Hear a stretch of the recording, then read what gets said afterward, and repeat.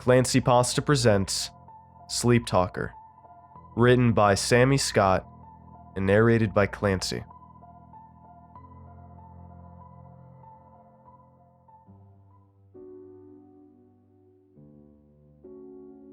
The meteor shower had been breathtaking.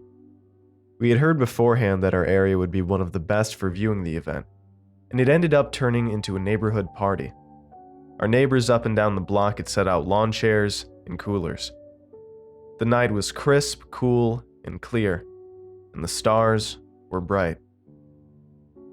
I held Naomi's hand, which was cold, in my own, as we reclined and watched the night sky. We were joined by our neighbors, Randy and Pam, who had brought over a blanket and a cooler overflowing with bottles of beer and wine spritzers. "You know," said Randy, "I heard that when there's a meteor shower, Chuck Norris grabs a bar of soap." I chuckled and clinked my bottle of beer against his. Both of our wives groaned and shook their heads. The meteors fell in rapid succession, an amazing sight to behold, and when one of them fell amazingly close, blazing overhead and lighting up the sky, the neighborhood released a collective gasp. "You talked in your sleep last night." Naomi was sitting across from me at the kitchen table, warming both hands against a large mug of steaming coffee. Her hands were always cold. She looked tired and less than pleased. "I did?" I asked. "What did I say?"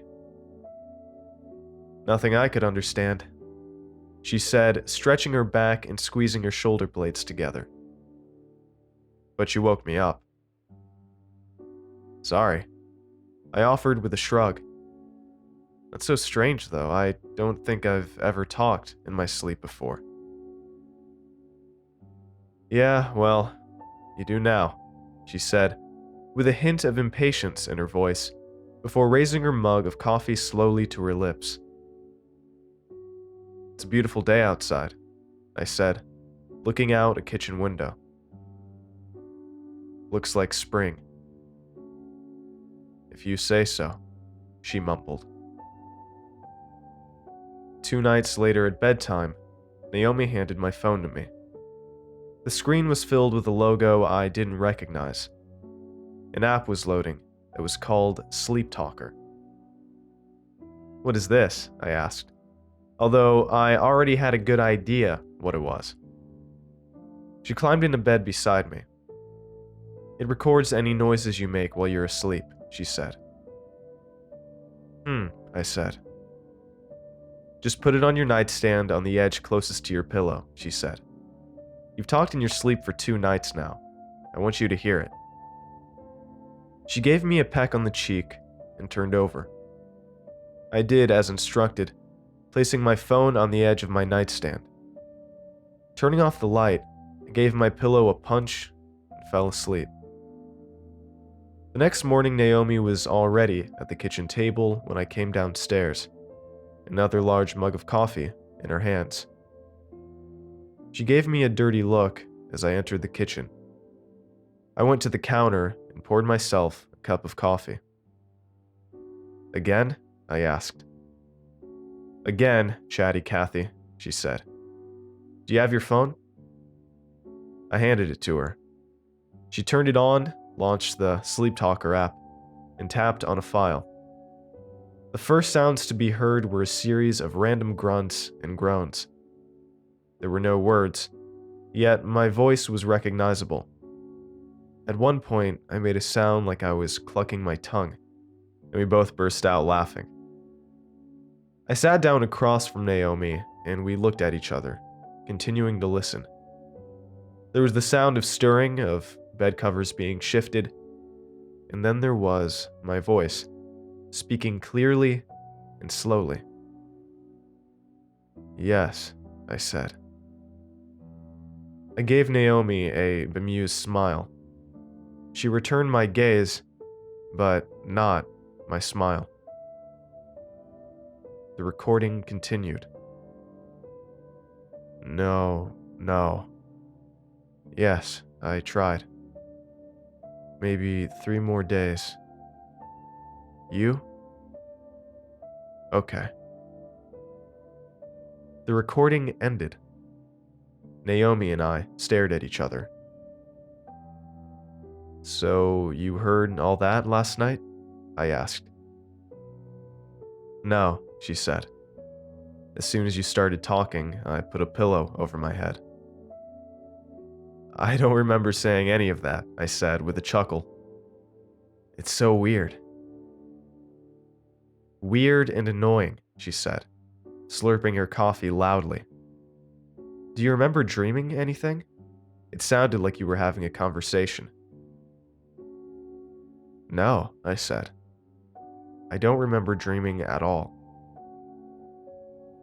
On the third morning, I once again found Naomi at the kitchen table, nursing a mug of coffee, her face a sagging mask of exhaustion.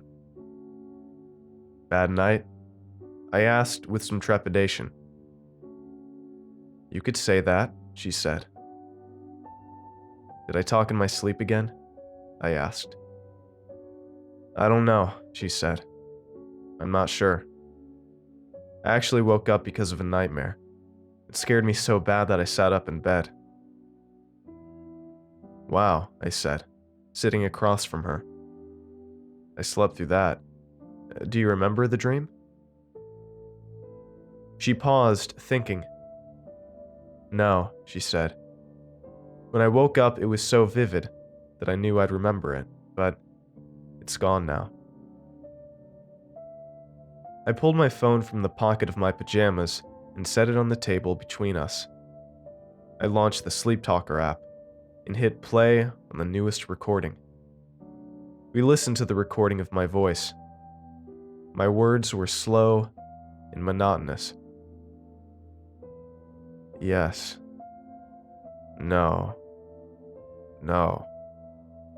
Yes. A shifting of the hands and feet. 2 more days. You?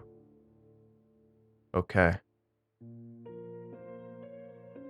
That sounded a lot like what I said the night before, I said. Naomi nodded, but said nothing. That night, I was awakened from a deep sleep by the sound of Naomi screaming. She was making jerking movements in the bed beside me. I rolled over toward her, spooning her back. I rubbed her shoulder and made shushing sounds in her ear. I whispered her name. Slowly, she calmed down and became still. My heart pounded. After a few moments, her breathing became calm and steady. I assumed that she had fallen asleep. But then I felt her shift her legs and press the soles of her bare feet against the tops of mine. She groaned. Your feet are cold, she said, her voice sleepy. I touched my right big toe against my left foot. Normally, my body radiated heat while I slept, but instead I found my feet were as cold as ice. No, she said, more awake now. Your feet are wet. She pulled her feet away from mine. I reached down with one hand. She was right. My feet weren't just cold, they were wet. The cuffs of my pajama bottoms soaked with water. I didn't sleep much the rest of that night. In the morning, I sat up in bed, picked up my phone, and tapped on the Sleeptalker app. I was surprised to see that there was a new recording. Naomi stirred beside me and opened her eyes, staring up at the ceiling. I hit play. Yes. Yes. Yes. Almost completely now. Tomorrow. You? That is unfortunate. I understand. I put my phone down and yawned. When I looked back at Naomi, her eyes were wide, and she was staring at me. What? I asked. She sat up and took my phone from me. She turned the volume up completely and hit play again. My voice filled the room as the recording played again at full volume, surrounded by the hiss of ambient noise. I was confused, unsure why Naomi was playing the recording again. But then I heard it.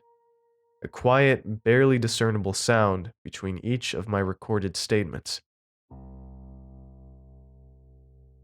I looked at Naomi. "Daniel," she said. "There's another voice on that recording." We played it a third time. There was indeed another voice, but it was too quiet and muffled to be understood. "Daniel, what's going on?" Naomi asked. I had no answer. When I walked out the front door after breakfast, the morning light was painful against my tired eyes. I walked toward my car in the driveway, briefcase in hand, and unlocked the driver's side door. "Good morning, Daniel."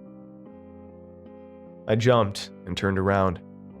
I was greeted by the wide smile of my neighbor Randy, who was standing on his front step, dressed in a white terry cloth bathrobe, a cup of coffee in one hand, morning paper tucked under one arm. He chuckled. "Sorry, I didn't mean to scare you." "It's okay," I responded. "Good morning." "Rough night?" he asked. "You could say that," I responded, turning back toward my car. I paused, then turned back to Randy. "Wait, why do you ask?" "I saw you last night," he said. "Out here on your lawn." "What?" I asked. "Yeah, must have been about 2 in the morning. Really strange. You were just standing there, looking up at the sky. What were you doing?" I shook my head. "I have no idea. I don't remember doing that." "Really?" he said. "Do you sleepwalk?" "Not that I know of," I said. "But I have been talking in my sleep lately. Naomi's been ready to kick me out of the house." He raised his eyebrows and smiled. "Well, I guess neither one of us had a good night's sleep then," I said. Randy's smile faded. "What do you mean?" "If you saw me out here at 2 in the morning, I guess you weren't sleeping so well either." Randy gave me a confused look before dropping his eyes. I could tell he was thinking, trying to remember. "Huh," he said, looking slightly amused. "I guess I didn't." Work that day was a blur. I fought to keep my eyes open, and I made frequent trips to the employee lounge, quickly losing count of the number of cups of coffee I consumed. I found myself on the edge of sleep numerous times as I sat at my desk, my computer screen a blur through my half-lidded eyes. Near the end of the day, about an hour before I would have gotten off work, my phone rang. It was Naomi. "Daniel," she said, her voice full of panic. "You need to come home." Within the hour, I pulled into our driveway. The neighboring house, the one that belonged to Randy and Pamela, was surrounded by yellow police tape. 2 patrol cars were parked outside, as was an ambulance. The front door was opened and several uniformed people were taking turns going in and coming out. 2 officers watched me as I exited my car. Naomi burst from the front door and approached me. "What happened?" I asked her. "Pam is dead," she said, and began to cry, collapsing into my arms, her chin resting on my shoulder. What? I said. I went over to ask her if she wanted to come over for coffee. The door was open. Naomi's voice hitched in her throat, and she swallowed hard. When she spoke again, her breath was hot against my ear. Daniel, she was tied to their bed. There was blood. Shh, I said. There was blood everywhere, she sobbed.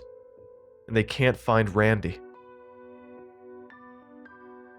Daniel Wilson? Said a voice behind me.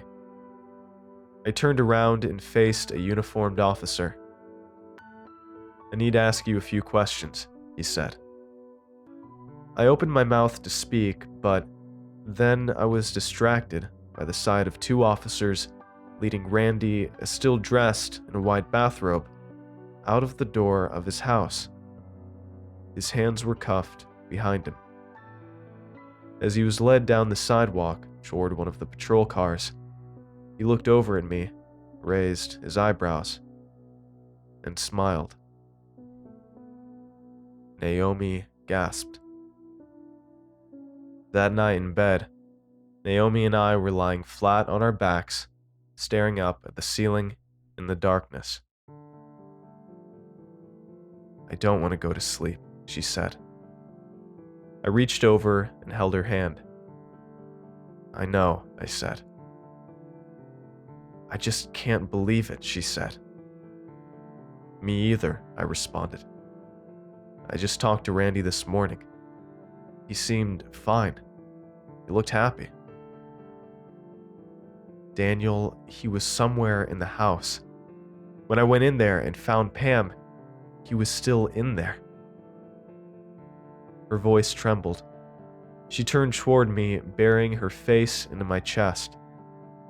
A hot tear penetrated my shirt and created a warm spot on my sternum. I consoled her, and eventually she slept, but her sleep was restless. Despite my exhaustion, I couldn't sleep at all. Eventually, I gave up and went downstairs. I turned on the TV and stared at the screen, not really focusing on what was playing. At some point during the night, I was startled by the sound of Naomi screaming. When I checked on her, she was still. I was at the kitchen table the next morning when Naomi came downstairs. She looked at me with trepidation, then glanced at my phone, which was resting on the table in front of me. There isn't a new recording, I said, answering the question she didn't ask. I didn't sleep at all last night. She said nothing but walked toward the coffee pot on the counter. She poured a cup of coffee. I had another nightmare last night, she said, her back to me as she set the coffee pot back down. I remember it this time. I know, I said. I heard you scream. She added sugar and cream to her coffee. When she turned and looked at me, her eyes were bloodshot and red-rimmed.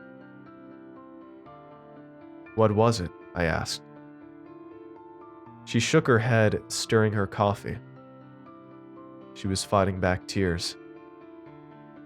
She didn't answer my question. Instead, she said, I think I'll sleep in the guest room tonight. That night, I pled with Naomi to join me in our room. She quietly refused.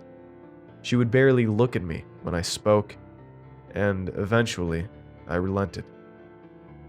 After changing into her pajamas and brushing her teeth, she shuffled across the hall into the guest bedroom. She shut the door behind her, and then I heard a click as she locked the door. This morning, I woke up at the kitchen table. My neck was stiff from sleeping there, and the bright light of the morning sun blazing through the windows stung my eyes. The first thing I noticed was that I was dressed in a bathrobe. I had no recollection of taking off my pajamas and putting the robe on. The next thing I realized was that my palms were pink and raw, as if I had just scrubbed them thoroughly. My phone was in the pocket of my robe. I turned it on and launched Sleeptalker.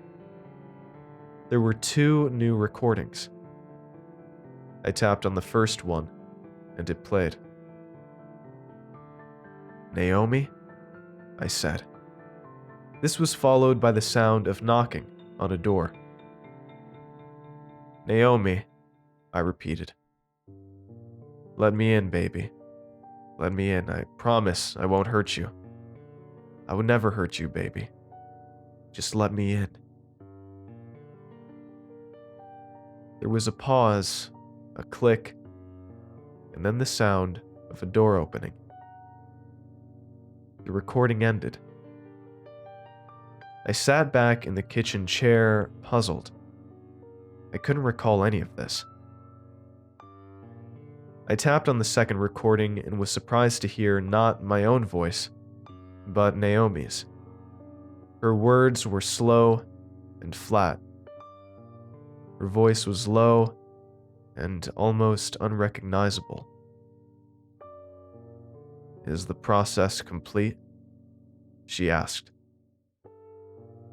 Her speech was slurred, her tongue sounding heavy in her mouth. Even her words were oddly pronounced, the emphasis ever so slightly on the wrong syllables. "Yes," I said. "You now have full control?" she asked. "Yes," I said. "Full control during the unconscious hours. By morning, it will be complete. You?" "No," she said. "She is too resistant. This is proving to be the case among all of the females. We can do no more than to infiltrate the subconscious.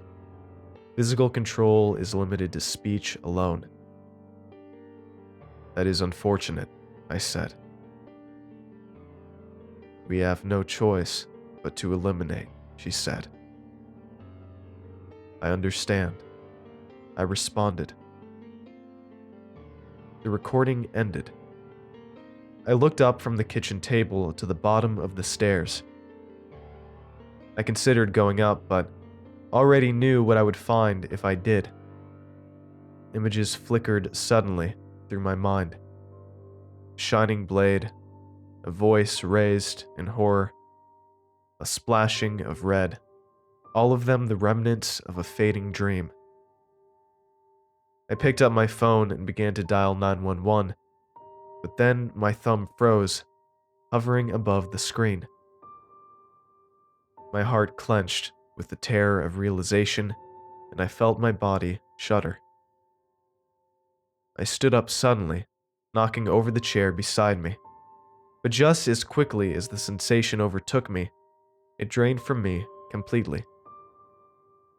I found myself standing, my shaking hand placing my phone on the table in front of me, and then I walked to the front door. I opened it and stepped outside.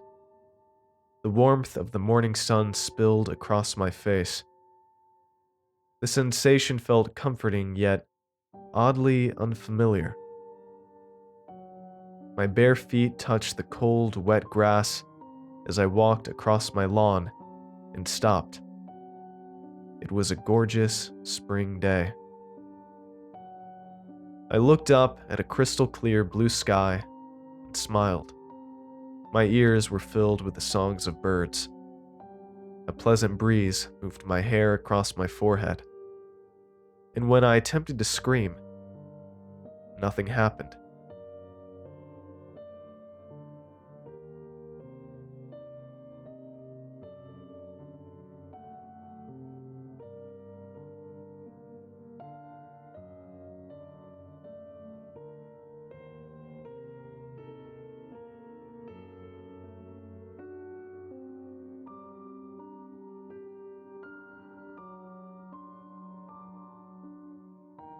Thanks for watching, and I hope you enjoyed today's video. I want to give a huge thanks to all of my supporters over at Patreon and YouTube memberships. Your support makes these narrations possible, and I appreciate it a ton. If you'd like to join these lovely ghouls, you can head on over to my Patreon at patreon.com/ClancyPasta, or click the join button below to become a member. Through Patreon, you can gain access to extra videos, on-screen thanks in the end credits of every video, personal shoutouts in a special video once a month, autographed stickers, merch store discounts, exclusive Discord roles, and much, much more. And if you'd like creepy cool shirts, make sure to head on over and check out my official merch store, creepycoolshirts.com, for some awesome tees, hoodies, stickers, and more. Alright, thank you all for watching, and I hope you have a great night. Cheers.